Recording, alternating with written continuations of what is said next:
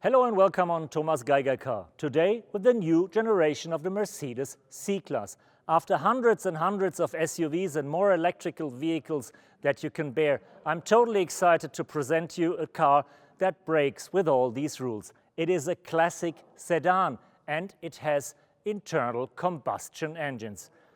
Clear the stage for the new Mercedes C-Class that will hit the roads in summer this year. If you're curious and don't want to wait that long, join me on my first walk around and I'll tell you more about it here on Thomas Geiger Car.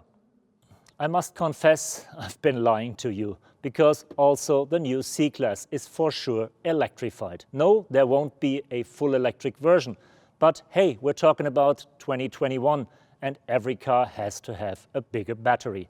So all the engines are at least mild hybrids with an internal starter generator, and for sure there will be a plug-in hybrid again as diesel or petrol engine, just with a battery of double the size than before. 28.6 kilowatt hours translates to more than 100 kilometers of range. So yes, you can drive the C-Class electrically. If you use the standard ICE engines, by the way, all brand new, you have the choice between 3 petrols and 3 diesels, starting with the C180 with 125 kilowatts or 170 PS, going up to the C300D with 195 kilowatts or 265 PS. Interested in more? Then be patient. We still have AMG and maybe they will come back with a 6-cylinder engine at least.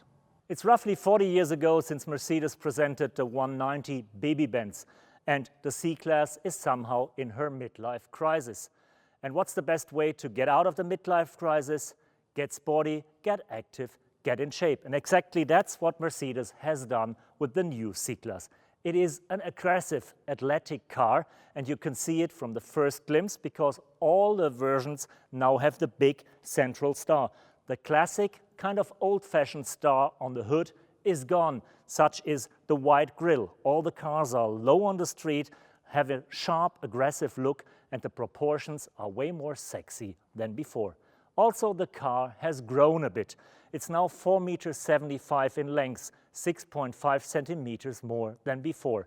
2.5 centimeters of that are the increased wheelbase, which translates to 2 centimeters more for the rear seat passengers, one of the weak spots of the outgoing model.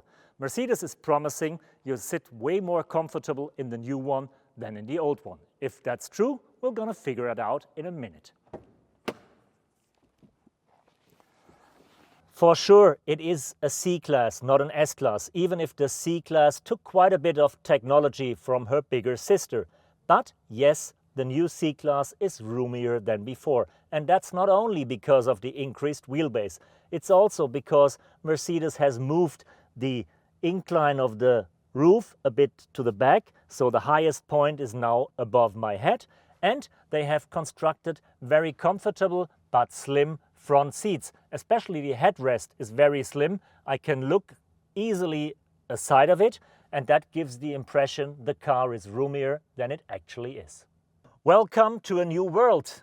If you look for parallels between C-Class and S-Class, you most likely find them around the steering wheel, because the cockpit is a copy of the S-Class, just not as expensive and not as exclusive as in the flagship limousine.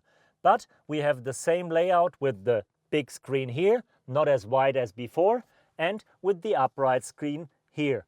Interesting graphics, not the 3D effect that we know from the S-Class, but pretty nicely layouted, pretty nicely styled. We have amazing air vents with lots of details that has gone into. It looks like the jet engines of a fighter jet, and you can adjust them, and every detail is beautifully crafted.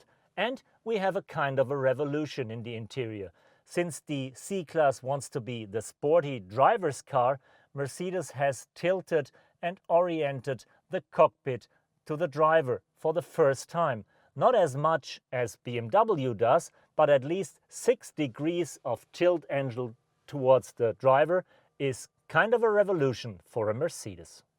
Thanks for joining me on that first walk around of the new Mercedes C-Class, and I hope you agree that this vehicle will make you forget all the SUVs and electric cars for a little while. It is looking better than ever. It's got more efficient engines, a doubled range for the plug-in hybrids, and lots of new technology taken from the new S-Class, beginning with the bigger head-up display and ending with the first ever rear-wheel steering in a C-Class. For sure, this will affect the price, and you can forget the entry price of 36,700 euros in Europe at the moment, and you can be lucky if it's still beneath 40,000 euros in the future. But the race is on, and BMW 3 Series and Audi A4 should well look in their rearview mirror when this car hits the road in summer.